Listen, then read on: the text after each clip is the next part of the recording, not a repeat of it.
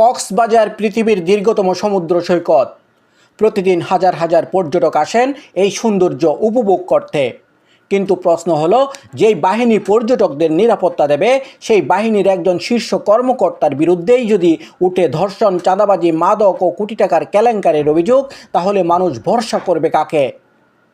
সম্প্রতি একটি জাতীয় দৈনিকে প্রকাশিত অনুসন্ধানী প্রতিবেদনে কক্সবাজার ট্যুরিস্ট পুলিশের এসপি আপেল মাহমুদের বিরুদ্ধে একের পর এক গুরুতর অভিযোগ সামনে এসেছে। প্রতিবেদন অনুযায়ী জেলা প্রশাসনের অনুমোদন ছাড়াই সমুদ্র সৈকতের একটি বড় অংশ একটি কোম্পানিকে বিজ্ঞাপনের জন্য ভাড়া দেওয়া হয়েছে। অভিযোগ রয়েছে, প্রায় 30 লাখ টাকার বিনিময়ে এই কাজ করা হয়েছে।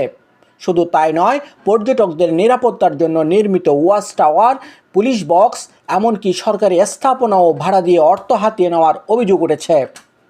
যদি এইসব অভিযোগ সত্য হয়, তাহলে এটি কেবল প্রশাসনিক অনিয়ম নয়, এটি ক্ষমতার সরাসরি অপব্যবহার।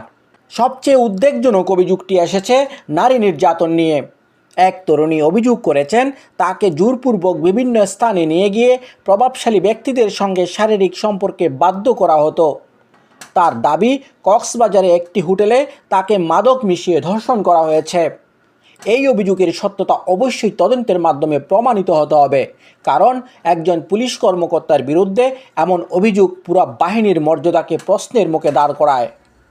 প্রতিবেদনে আরও বলা হয়েছে, একটি হোটেল থেকে উদ্ধার হওয়া বিপুল পরিমাণ ইয়াবার বড় অংশ গোপন রেখে মামলায় কম দেখানোর অভিযোগ রয়েছে। এমনকি অর্থের বিনিময়ে বিষয়টি রফাদফার কথাও উঠে এসেছে প্রতিবেদনে।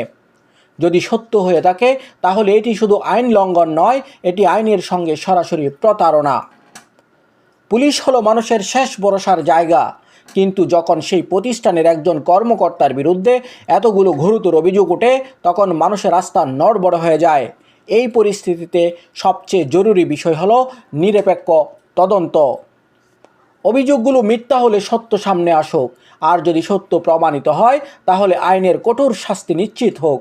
কারণ একটি বিষয় স্পষ্ট, আইনের চোখে সবাই সমান, কেউ আইনের ঊর্ধ্বে নয়।